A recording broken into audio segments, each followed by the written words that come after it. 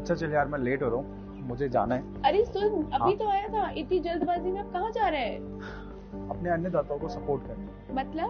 मतलब ये जो किसान आंदोलन है उसमें मैं शामिल होकर अपने किसानों को सपोर्ट करने जा रहा हूँ। तुझे पता भी है कि एक्चुअल मुद्दा है क्या? हाँ मुझे पता है, जो ये 3 कानून है वो किसानों के खिलाफ है। अच्छा, वो कैसे? कई सवाल हैं। पहला ये कि मंडी समितियों द्वारा एस्टैब्लिश मंडियां कमजोर होंगी और किसान प्राइवेट मंडियों के जाल में फंस जाएगा। नहीं, यही तो तुझे पता नहीं है। नए नियम पुराने ऑप्शंस को कंटिन्यू रखते हुए फसल बेचने के और भी ज्यादा ऑप्शंस अवेलेबल कराता है। अब किसान मंडी से बाहर किसी स्टोरेज, कोल्ड स्टोरेज या फिर अपने खेत से भी फसल बेच सकेगा। स्टेट से बाहर और इंटर स्टेट मार्केट में भी किसान को अपनी फसल बेचने की पूरी आजादी होगी। इससे कंपटीशन बढ़ेगा और किसान को ज्यादा कीमत मिलेगी।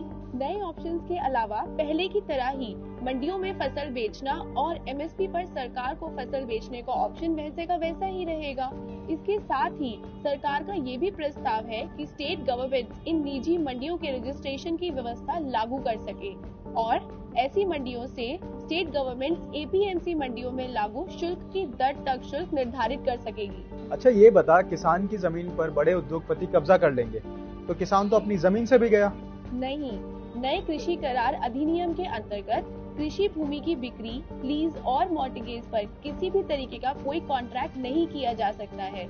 किसान की जमीन पर किसी भी तरीके के स्ट्रक्चर का निर्माण नहीं किया जा सकेगा और अगर निर्माण किया जाता भी है तो कॉन्ट्रैक्ट पीरियड खत्म होते ही खरीदार उसे वहां से हटाएगा। सरकार का बिल्कुल क्लियर प्रस्ताव है कि स्ट्रक्चर पर स्पॉन्सर द्वारा किसी भी तरीके का लोन नहीं लिया जा सकेगा और न ही वो स्ट्रक्चर को बंधक बना सकेगा। अब तुझे क्लियर हुआ? इतना तो क्लियर है, लेकिन इससे किसान की जमीन की कुर्की हो गई तो? इसके लिए भी क्लियर प्रावधान है कि किसान की जमीन के विरुद्ध किसी भी तरीके की वसूली के लिए कुर्की नहीं की जा सकती। किसानों को विवाद निपटाने के लिए उन्हें सिविल कोर्ट में जाने का विकल्प नहीं है, जिससे उन्हें जस्टिस नहीं मिलेगा। नहीं, ऐसा नहीं है। किसानों को जल्दी, कंफर्टेबल और कम खर्चे पर जस्टिस मिले। इसके अलावा विवाद का समाधान लोकल लेवल पर 30 दिन के अंदर हो सके, ऐसा प्रावधान किया गया है। और फिर भी कोई डाउट है तो नए कानूनों में एडिशनल सिविल कोर्ट में जाने का विकल्प भी दिया गया है। अच्छा ये बता, किसान को अपनी उपज एमएसपी पर सरकारी एजेंसियों के माध्यम से बेचने का ऑप्शन खत्म हो जाएगा और जिससे कि जो कृषि व्यापार है वो प्राइवेट हाथों में चला जाएगा। नहीं, यही तो समझने वाली बात है। एमएसपी की व्यवस्था और सरकारी खरीदी में कोई इंटरफेयर नहीं किया गया है। एमएसपी केंद्रों की स्थापना का पूरा अधिकार स्टेट गवर्नमेंट्स के पास है।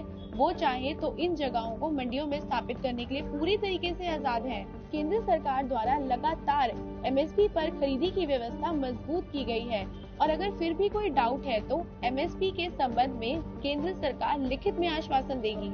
अच्छा ये सब तो ठीक है, पर सरकार कृषि सुधार कानूनों को निरस्त क्यों नहीं कर देती?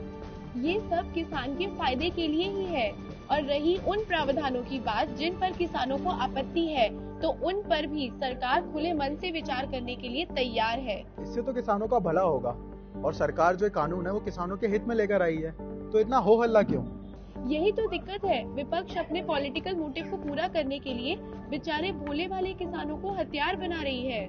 आई थिंक तुम सही कह रही हो, मैं भी अनजाने में गलत बातों का साथ देने निकल पड़ा था। अब मैं अपने किसान और सरकार के साथ खड़ा हूँ।